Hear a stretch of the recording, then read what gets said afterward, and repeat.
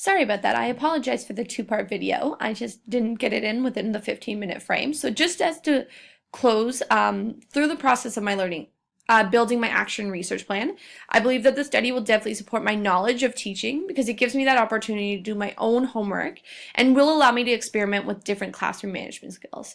So with having a better understanding of how to take on a classroom of 20 to 30 students, I believe I will be able to walk in with the confidence that I need and then develop a stronger bond with the students that I'm teaching. So the more respect I give them and the more things we can work out together, the better the classroom environment will be.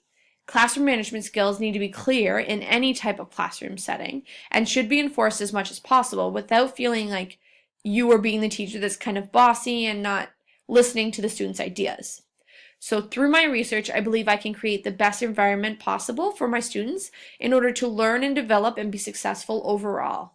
I want to make sure that I'm creating that positive learning environment where the students can come to me and be able to talk to me or even just give me those social cues like I've mentioned before where I know that they've had enough or where they need more attention and stuff like that. So overall, I feel like this virtual poster presentation research plan has actually helped influence me in stepping into the right direction when it comes to classroom management skills, and I want to make sure that I'm developing every day in order to promote a more successful classroom.